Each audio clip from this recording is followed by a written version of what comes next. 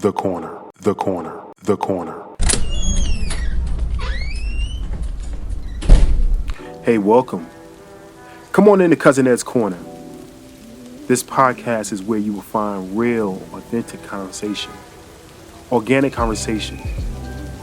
Like you're at home with your cousin.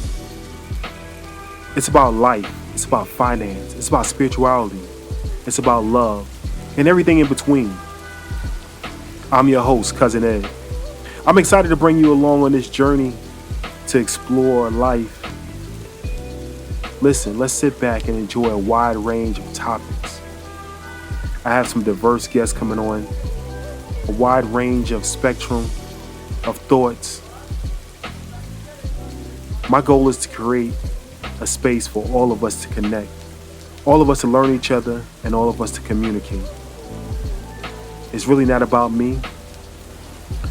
It's about the community as a whole. Let's enjoy this. Let's sit back. Let's think about our past. Let's move into our future. It's about the corner, the corner, the corner. So no matter how you cut it or slice it, we're all here together. I'm just here to give you a piece of my heart, my mind, my soul, and my mentals. So sit back, relax, and enjoy another episode of Cousin Ed's Corner. The corner, the corner, the corner.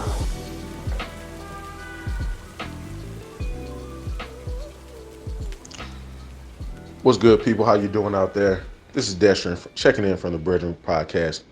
We're here with Cousin Ed of Cousin Ed's Corner. What we wanted to let you know is, number one, we appreciate you checking in with us. We appreciate you liking, subscribing, and supporting the platform.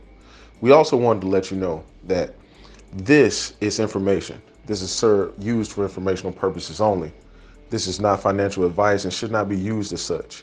Please consult your financial advisor should you feel the need to make an investment decision, a financial decision, or a decision that may be impactful to your family from a tax advantage standpoint. What we want to do is bring you content that is eye-opening, glaring, and also provides you the opportunity to explore, ask better questions, and be better prepared for the opportunities that await you. Again, this is Cousin Ed's Corner, and we hope that we can be of service to you. We love you. There's nothing you can do about it. I am so appreciative tonight to have a brother on. I was about to say a guest, but have a brother on the show just to talk to you on this Financial Freedom Friday. I'll always say that the internet is a gift and a curse. And once again, we are gifted to have this young man on to share some gems. But first of all, find out about him and what he's doing out there. I was fortunate enough to find him in one of his videos on Instagram. I was just moved. I had to reach out to him and ask him to come on, and he's honoring us today to come on. Brother Kalil Jones, Mr. Kalil Jones, my friend, my family, welcome to Cousin Ed's Corner. Thank you, bro. I appreciate it. Definitely a pleasure to be on. Listen, it's our pleasure to have you. I'm eager to get into this. So for those who are new to the show, those who may not understand what we're doing over here, we're trying to change some lives. It's not only about love and relationships and ratchetness in this world. We're about trying to change lives. And what this brother was sharing was things that we might not have been taught growing up. And I don't want to give all of his gems away, but what he spoke about his grandmother and father and everybody else that didn't know certain things, I wanted him to try to come back and help us as a community, learn from some of those things. So if you don't mind, I always ask the same question. If you don't mind introducing yourself to the audience, to the family, I don't like to say the audience, to the family out there, and let them know a little bit about yourself, a little bit, not the pamper story, but a little bit about who you are and how you were brought up and what got you to this point. And then we can jump into some of the things that I found out about you. All right, sounds good, bro. Just right now, professionally, I'll start there and just, work it backwards from there. So I'm a mortgage broker. I've been a mortgage broker for 3 years. Before I was a mortgage broker, I became a real estate agent. I've been a real estate agent for 17 years. So professionally, those are the things that I do. And, the company that I'm a partner with is Approved Mortgage Solutions. And, there's everything really kind of goes back to a story. Just even that, when we talk about childhood, when we talk about upbringing, and even what brings us to the point where we are right now, it really is a story because my partner, he's also from Jamaica. And we were, he's always had his own company, throughout his career. And he's been in business for 20 years now. And we were on the other side of the table a few times doing transactions where he was on one side of the deal, I was on the other side of the deal. And it was always really smooth. Like we just always really worked well together. And, he came to a big open house that I had with a caterer. And it was just like this big, massive thing. Like when you come off the highway, there were like signs starting from the highway for like miles to the open house.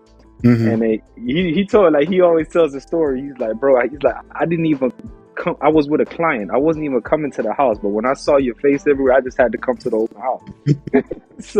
So he walks in and I see him and then he's like, bro, we need to talk. So, we linked up, went to his office. Just had a conversation. I had no intention to get in the mortgage business at that time. I was just focused on real estate. This was like early 2020, right before COVID hit. And then he told me about the mortgage business. We talked about it a little bit. And I said, all right, I'll give it a shot.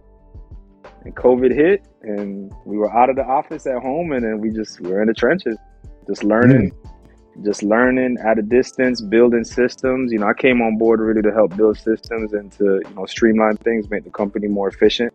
And, I'm going to move on and go a little bit, further back in terms of just, my upbringing in a second. But what was interesting about that whole situation, it was very similar to how my start in real estate, because it was difficult. Okay. You're going from a setting where you're sitting in an office and you're right next to each other.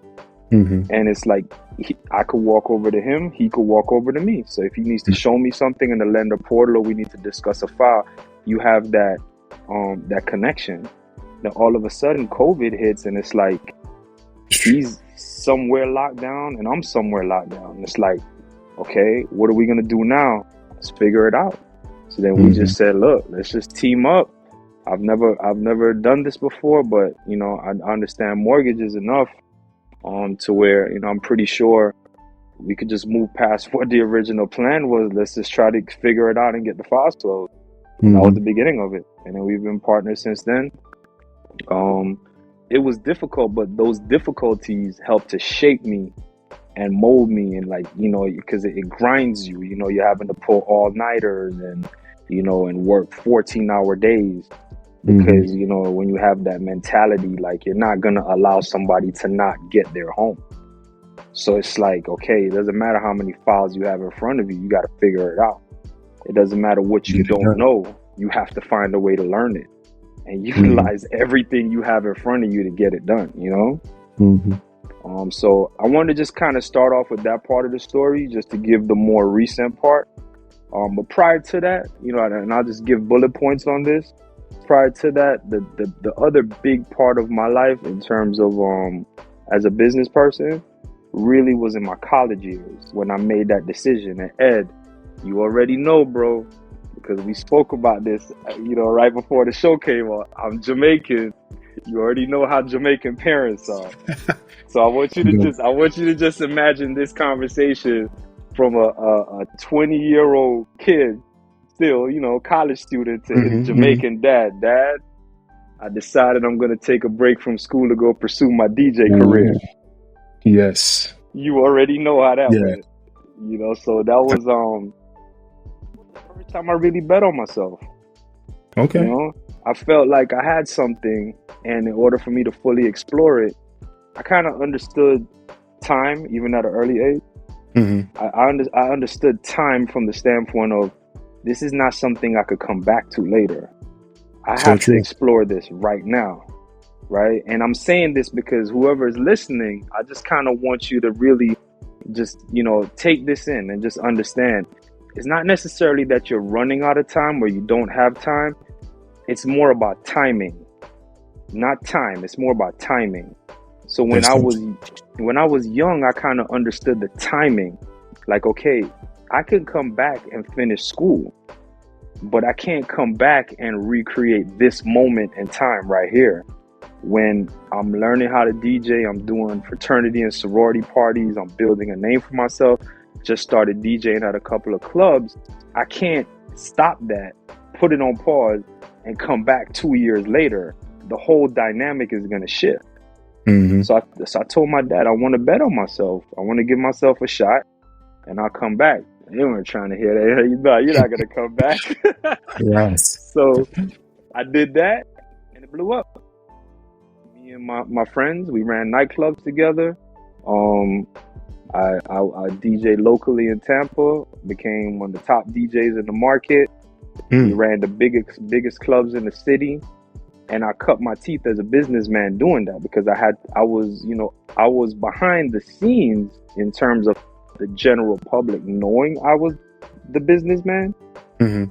But within my group of partners, I was the one really going in and cutting the deals with the club owner. Right. Nice. So that gave me an opportunity to sit in front of millionaires, and people from different cultures, whether it was Italian or, someone that's Indian, because I had to deal with all these different club owners, right? Mm-hmm. African American, Caucasian, it doesn't matter. And I had to be able to sit there as a young kid in his early 20s, confidently look them right in their eyes and cut the deal. And make sure that I was bringing back a deal to my partners that made sense, that's within the boundaries and the parameters of what we feel we're worth. Mm-hmm. So, that was really my first opportunity to do that. And we just understood the moment and we capitalized. We knew what was missing in the market and we went after it. And we built a big brand in the city. Traveled, I DJed in different islands, in Canada. But I didn't like flying, so I put an end to my DJ career right at the peak of it. I was like, it's a wrap. I can't go any further because I don't like getting on a plane. So I shut it down and just called it a day. With that experience, must have been like no other. Bro, it was, to this day, I credit that decision and that experience for being the foundation for a lot of things that I do right now to this day. My whole mindset, my confidence, my decision-making process. I became a bookworm during that period of time because I was out of school, so I didn't have to read the school books. So that's when I started to read books like Rich Dad, Poor Dad, go deeper into my culture, my history. And then I the funny thing is I didn't like reading until I stopped going to school. My love for reading developed after I took that time off from school. So, I was either in a record store, I was practicing, I was DJing, or we were out passing out flyers, or I was reading. So yeah, it was an unbelievable experience, man. And it really molded me. That's why I would say any kid that's young, if you have an idea for a business, that's the time. Like while you're young, while you're living at home with parents, or while you're in college, go after it and swing for the fences, because you have an opportunity to make mistakes right now, and you have plenty of time to recover from those mistakes. So yeah, that's how I came up as a businessman. Prior to that, born in Jamaica, grew up in Jamaica, ran around in Bog, Westmoreland, between there and Southfield, St. Elizabeth. Quick bullet points. My parents left Jamaica when I was, I would say what we would consider to be like fourth grade here in America. Brooklyn, New York, your stomping grounds. That's where they went. Flatbush. Yeah. So, you can imagine, right? A kid from the bush, the bush in Jamaica, gets on a plane, and the first thing I see is New York City. It's like this is another planet, Like seriously, bro. Yeah, so everything moving fast. So yeah. Then after that, spent a couple of summers. I think I don't remember exactly how much time I spent in New York. I was young. Back to Jamaica, but then I told my mom on the last trip that this is it. Like after this trip to Jamaica, there's no more of this. Like I got to be with you guys. So. And I was young, but I just had that type of mindset, It was just in me. Like, I knew what I wanted. So they were like, all right. So then they moved to Miami, North Miami. Oh And boy. then my next move was Jamaica to Miami. So then North Miami for 5th grade, then to North Miami Beach for 6th grade. Then I lived in North Miami Beach, went to middle school, high school, you know. So that was my upbringing. Yeah. And then from there, USF, you know, college, USF, dropped out, did my DJ thing. After I was done with my towards the tail end of my DJ career, I decided to go back to school because I told my mom I was going to do that for her. Oh. So I followed through on that and I went back. But when I went back, this is part of the story that is very interesting. And this is another thing that I want people to understand, parents and kids, to just to take this into consideration. I had student loan debt up until the point I was creating student loan debt up until the point where I stopped. When I came back, I was making so much money as a DJ and a club promoter. I didn't need student loans anymore.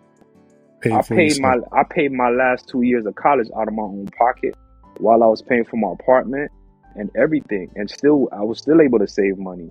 So I was building my business, running my business, you know. And the funny thing is this, and this is why I think it's important for parents to encourage their kids to work and to put some skin in the game. Mm-hmm. I didn't respect it when I wasn't paying for it. That's so true. My grades were terrible, bro. Like, I hated school and my grades were bad. When I came back, Dean's List every single semester my last 2 years. Because that was out of my pocket. I'm like, there's no way I'm paying all this money and I'm going to come here and repeat a class. Like, no. And I did business marketing. So I was in class doing what it is I was doing in real life. So that was the cool thing about the tail end of my my college, my time in college, is I was actually running the clubs and I was taking things from the textbook and applying it to my business as we were running the club. So everything worked hand in hand really well. So I got some kids I need you to talk to because they are wasting money. Parents' money now. So I do got some kids I want you to talk to. But no, that's definitely an interesting story. And it's relatable because I know so many people, and we look like from the same era, but from our era, who had to go and you wanted to live life and experience it. And if you didn't step out and do it, you don't know when it was going to come back around. So I'm glad you had a chance to experience all of that and be able. One thing you said that I was thinking about was the books.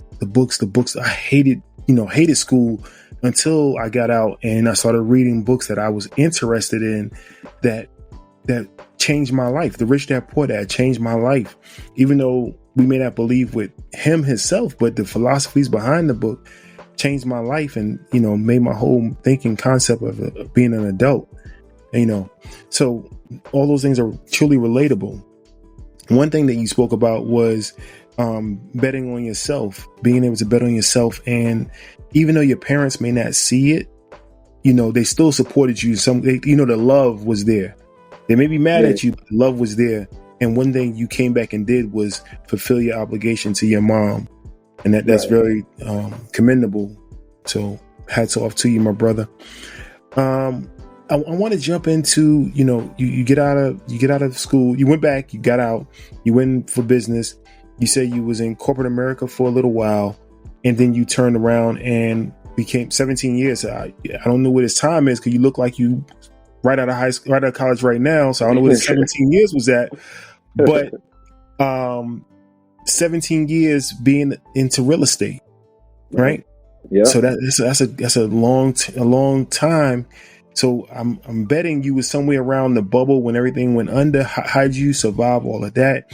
And then to come back around to the second time, I think that was 2008, then come around to the second time, COVID, being able to go through both of those, and still you are thriving through both of those. So can you speak on that? Yeah, the part of the story that I think is the most useful to people who are thinking, okay, I'm the type of person that could be a business owner, right? Like, if you have that mindset, like, if you're a person that feels like I want to bet on myself, like I don't, it's not, yeah, I'm working a job, but I'm not happy doing that. I'm just doing it. That's where I was after I ended my DJ career. Right. So when I ended my DJ career, I moved back to South Florida. I moved to Broward County. I'm from, I grew up in Miami, and Broward is just north of Miami. That's where my parents were. So if you could imagine, and a lot of people probably wouldn't have made that decision, but I understood at that stage in my life, I was in, like right, just starting to hit my late 20s. I was about 26, 27, I think, at that time. And I was like, man, this nightlife, this club business, everything that comes along with it was just too much. It's just not what I wanted. So when I walked away, I literally walked away and handed one of my friends who was a DJ all my nights. I brought him into the club owners, and I was DJing almost 7 days a week. And that's literally, right. When I walked away, I literally walked away. It was at that time, it was a lot of money to me, probably between $1,500 to $2,000 a week. Somewhere in that range. I don't remember what the exact number was, but I was getting paid at least $300, $250, $300, $400 a night, right? I walked away from that and just pretty much said, here you go. Gifted it to him, right? And I came to South Florida and I struggled. Like, this is the part that's like, I think is important for people to understand. That when you're in those moments, like if you could find a lesson. And I couldn't, when I went through it the first time, I couldn't find a lesson. It was just frustration. Like, man, I can't believe, I wanted to get in the car and drive back up there and be like, bro, give me my nights back, But I went through it, man. I came down here, like, all right, I'm going to go get a marketing job. No, it was like door-to-door sales. I'm like, come on, bro, I'm not doing that. There's no way I'm doing that. I'm already past that. I ended up working at a call center with high school kids, like doing customer service work. I was just like, I was literally sitting there like, what did I do to my life? Right? Then my cousin worked at 99 Jams in the sales department, the radio station. And then he introduced me to the manager for Hot 105, the radio station that played like older R&B music. And I ended up getting the job there in the sales department, right?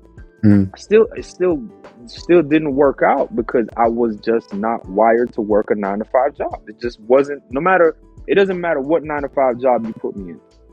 It just wasn't going to work, So, I showed up, I did what I had to do, but it just wasn't going to work. So here's where now the question you asked, here's where things took a turn. I got my real estate license and my parents wanted to buy a house. So I walked in, they're like, here, just sign the paperwork. You're the realtor. And I'm like, all right, cool. I'm the realtor. Deal closes.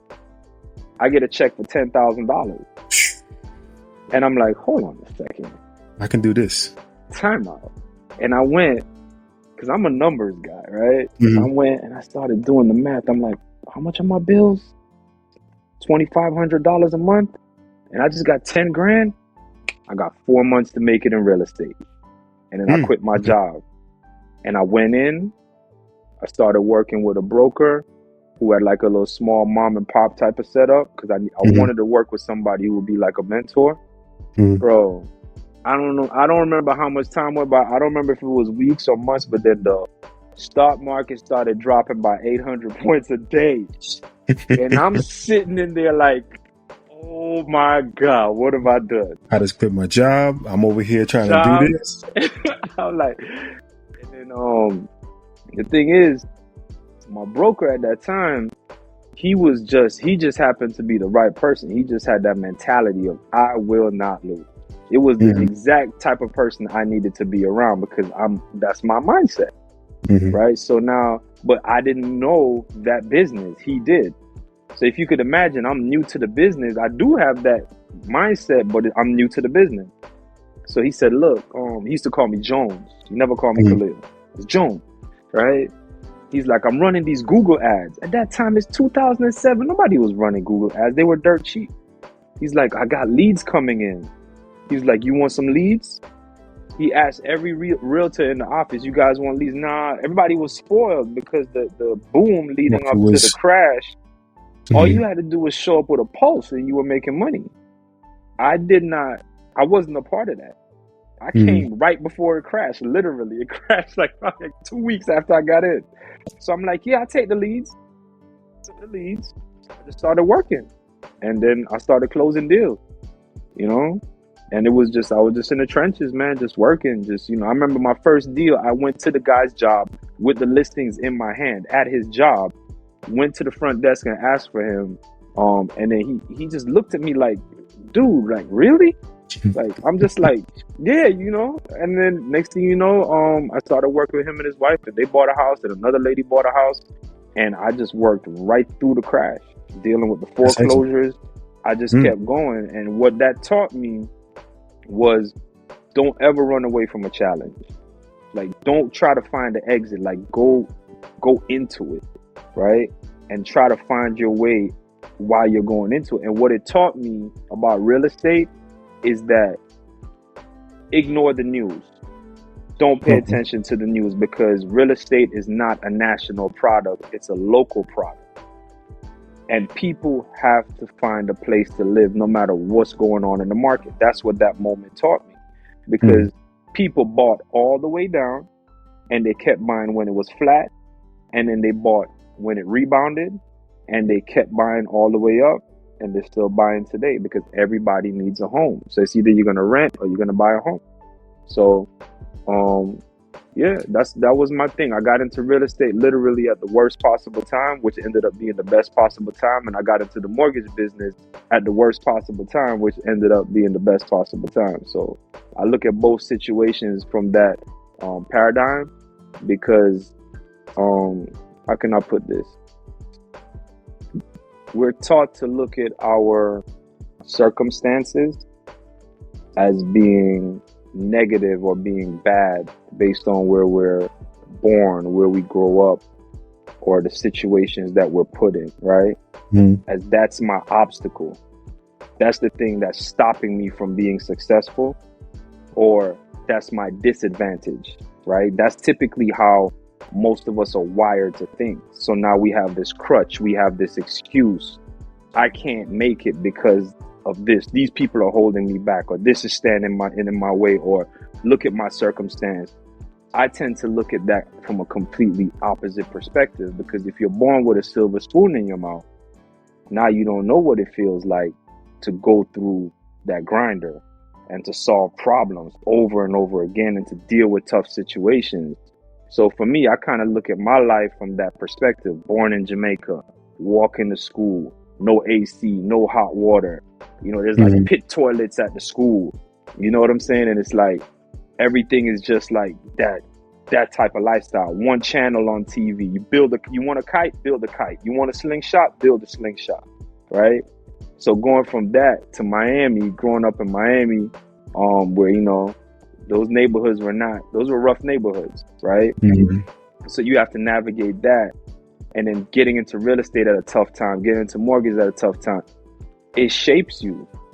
So the person I am today is because of all of those things that I had to deal with. So I look at it like that circumstance that you're looking at as being the thing that's stopping you and being your obstacle. You actually should look at it in reverse. That's your opportunity. Because the person that has it easy is not going to get groomed the same way that you're going to get groomed. So when now you're in business, and in every business, the challenges are going to come.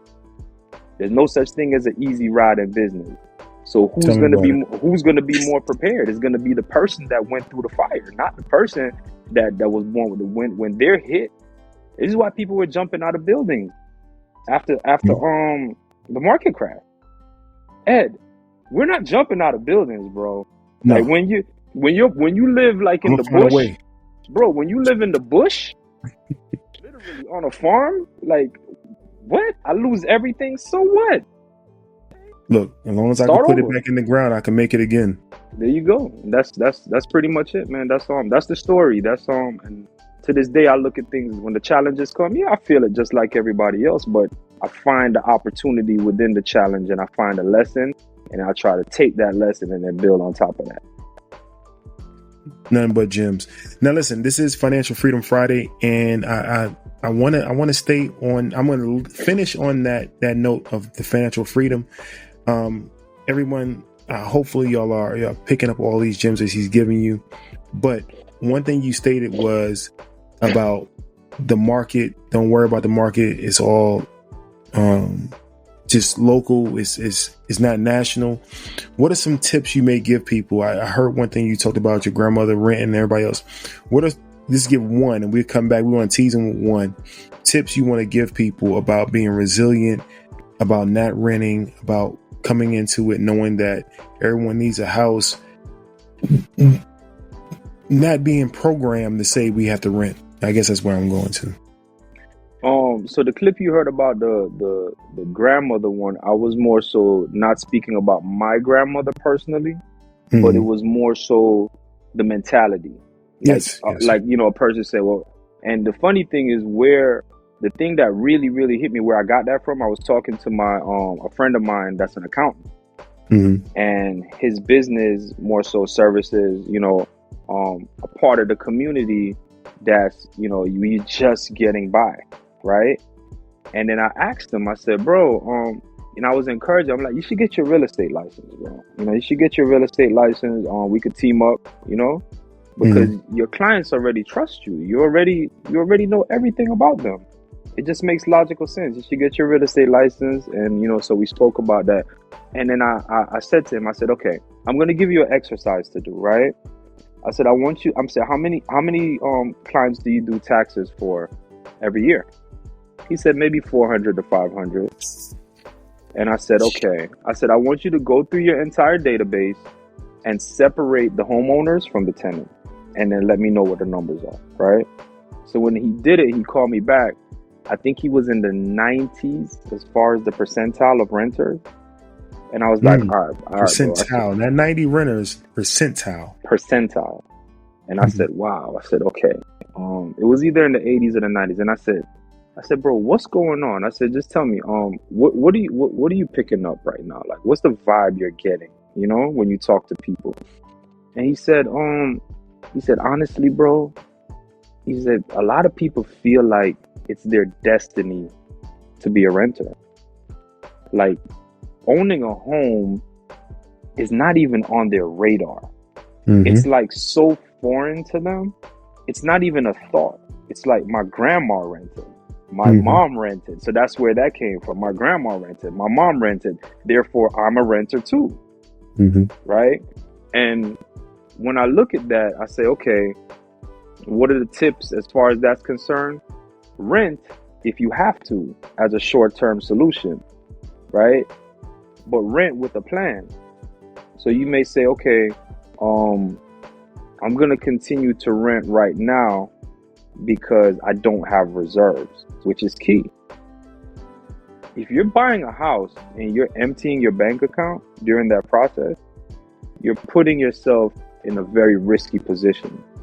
If your budget is super tight, if you're running very, very close to red, I think you're putting yourself in a risky position, because if all you've ever known is when something breaks, you call the landlord, how are you now mentally prepared and financially prepared to deal with a roof leak, an AC going out, hot water heater?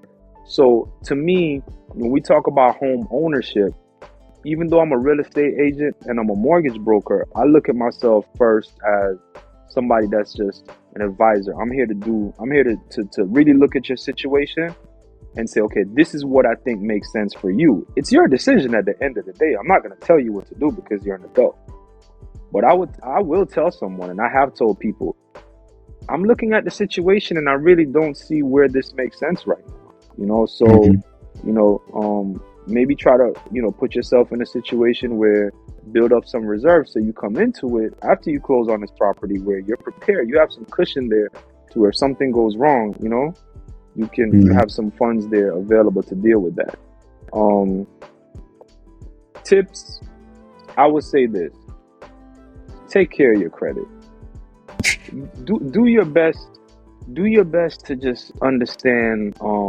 Learn as much as you can about compound interest.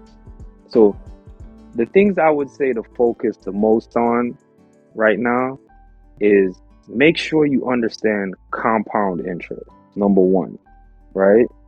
Because with a credit card, it's working against you and in a major way. When we're talking about 25, 26, we're not even talking about store cards like 30% interest, compounding on top of itself and getting recalculated on the higher balance.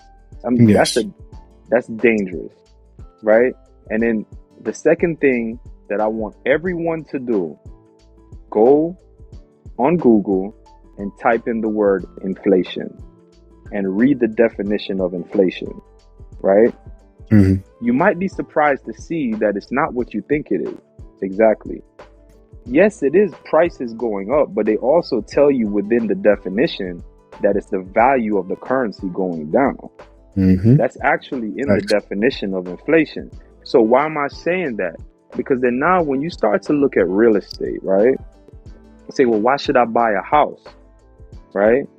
What you're doing is you're protecting yourself against inflation, because real estate moves in the opposite direction of the currency being devalued. So that's why real estate moves up typically year over year, because your currency is losing 2 to 3% per year.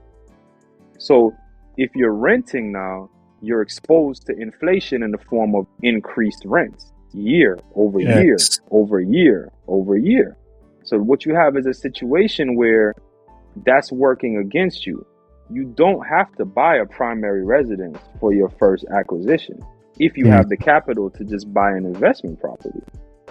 Or even better, I'm gonna give a breakdown of an exact situation. This is literally an exact conversation that I had with a lady maybe 3 weeks ago, right? She saw one of the videos that you were talking about on Instagram. She messaged me, right? She said, hey, I'm in Miami. I need to talk to you about buying a house. I said, okay. We set up a phone call. So she calls me and she says, my daughter lives with me and my son lives with roommates, right? And she says, he's renting and we're renting. I said, okay. How much money do you make? About $3,000 a month. How much money does your daughter make? About $3,000 a month. How much does your son make? About $3,000 a month. I said, okay. I said, I want you to just reimagine the setup and then sit down and have a conversation with your kids. I said, you just told me that as a family, you guys make $9,000 a month. So if you really want your own place, why not come together under one roof and start looking at buying a triplex? And now each of you can live in your own unit in the triplex, right? And then now, because you're buying it as a primary residence, you can use FHA and go 3.5% down on a triplex. Now with conventional financing, you could go 5% down on a triplex. Now here's the key. You just need to occupy the property as your primary residence, because that's what the paperwork says. You can't use a primary residence mortgage to go build a real estate investment portfolio. You're going to get yourself in trouble because that's mortgage fraud, right? Move into the property, live in the property. You just need to live there maybe for a year or so, right? Now, let's say, for example, you live there for a year, and then as a family, you decide, look, and this is what me and her spoke about. We want a house now as a primary. We want to be in one house together as a family. Okay. Now you're buying a new primary residence. Same thing. If you used FHA the first time, now you can go 5% down conventional. Or if your credit score is high enough in the 7s, which is now another reason to take care of your credit, now you can go 3% down conventional. And then what are you doing with this triplex? You rent it out. Now you have 3 units. Now you have $9,000 a month, right? So now there's disposable income, because there's more income than you need, staying out of credit card debt, not blowing money unnecessarily on things that you don't need to try to prove things to people that you really don't need to try to prove anything to, because most people are only showing you one side of their life on social media anyway. So just don't fall for that. Don't fall for that trap. Trust me, it's not. Don't do it to yourself. You're gonna find yourself on the wrong side of the situation financially, right? So now let's say 5-year plan. So now year 1, you bought the triplex, right? Year 2, you bought the single family home and you rented out the triplex. Now, what's gonna happen is you're gonna have net income coming in from the triplex. because you're renting out 3 units. Let's say each unit is renting out at, I don't know, let's say $1,500 a piece. So that's $4,500 gross, and let's say the mortgage is, I don't know, let's just say $3,000, right? 15 net. So what's happening is you have your disposable income, you're saving that's building up. Then now the triplex, that's building up. Now next thing you know, between your disposable income and the money you saved up from the triplex, you just saved up the down payment for the next investment property. Because now you need to buy the next investment property with 15% down if it's a single family property, or 20 to 25% down if it's a multi-unit. So depending on where you're buying now, because now once you start to study and understand markets, then you can figure out, okay, where can I get a good ROI where I could buy it for cheap and still get a good, rent. Now we're in what, year 3, right? So let's say year 3, you pick up a duplex. So after 3 years, you own a triplex, a single family home, and a duplex. So you're still living in the single family, right? That's your primary. Now you have a duplex. So now you have a duplex and a triplex turning over and building capital. So the pace that you're going to get to the next down payment is going to be faster, because now you have 2 properties working for you. Plus the disposable income from the $9,000, which maybe is 10 or 11 if you really understand your value and you know how to increase your income, right? So now that's year 3. Year 4, you buy one more multi-unit property. So now you have 3 properties working for you. So you're speeding up the pace that the properties are getting you to the next down payment.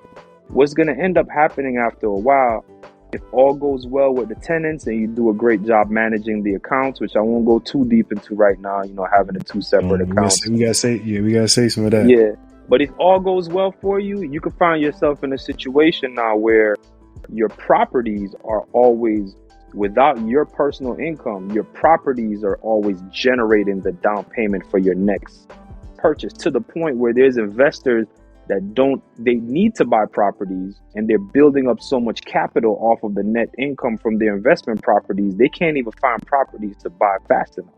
Like, I have clients that are in that situation right now where they're looking for opportunities and they're just taking the money and putting it into account, high yield savings account, just make 5% while I just wait and try to hunt for opportunities. So, I wanted to break that down. I know you asked me one question and I went somewhere else with it, but I wanted to break that down because I just want people to understand, try not to look at real estate from the paradigm of I have to buy a primary residence or I have to buy a single family home if it's a primary residence. Try not to look at it that way. It's a very flexible product. It protects you against inflation. You can do so many different things with it in terms of accessing capital when you need capital if you have equity. And there's other interesting things you could do, like get a life insurance policy, your will, your all these type of things that we'll go into another time. Save it. Yeah. How that creates generational all the way, man. So But nah, I definitely need to have you back. Like I tell people, listen, the keys is under the mat, the brown is under the cabinet, the clear is on top of the cabinet, the cups are on the countertop. Come back anytime you like. You're welcome to come to Cousin Ed's Corner. Guys, girls, ladies, gentlemen, if y'all receive something tonight, definitely reach out 762-333-2032. That's 762-333-2032. Please definitely send a voicemail in. I will play any voicemail back. You can go to cousinedscorner.com, leave a voicemail there. I'll play any voicemails back and transfer them to Mr. Jones.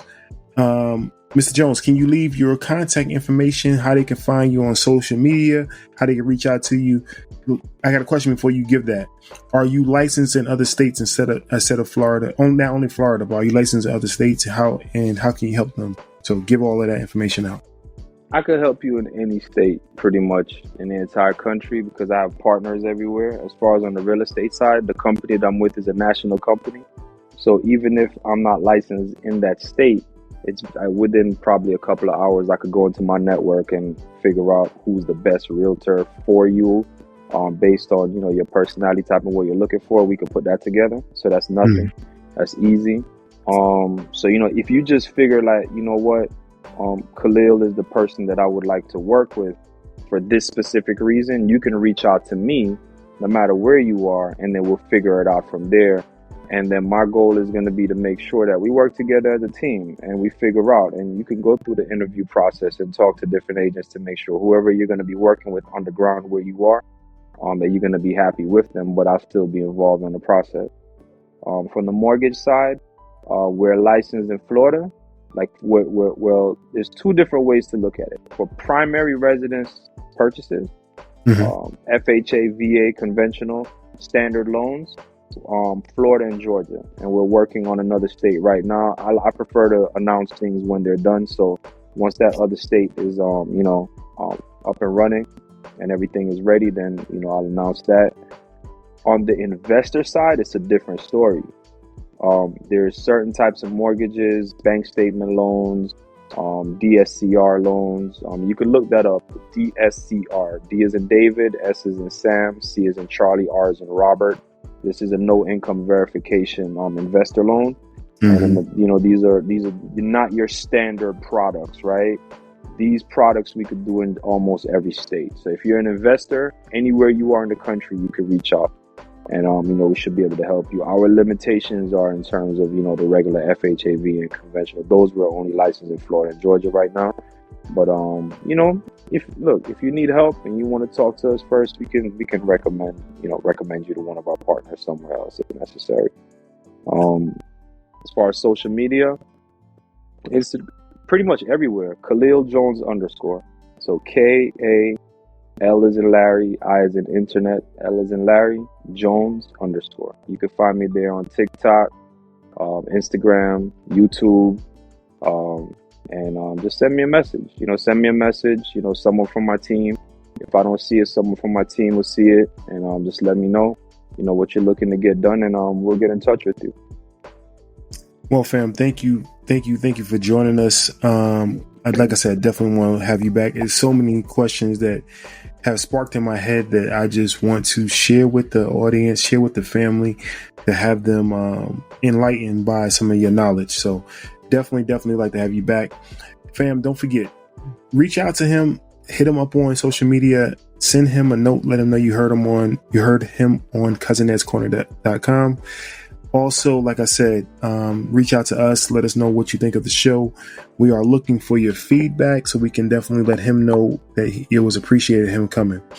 Fam, we love each and every one of you. There's nothing you can do about it. Continue to be blessed. And remember that no matter how you cut or slice it, we're all in this together. I'm out of here. Peace. This is Kalil Jones from Approved Mortgage Solutions. Just want to give a big shout out and show a lot of love to my guy, Cousin Ed. Great human being, man. Just a very cool guy. Great podcast. Had an awesome time. The conversation was just amazing. And I also cannot wait to come back on. Hopefully the invitation is there. And if it is, I'll be back on again for round 2. Thank you for listening to Cousin Ed.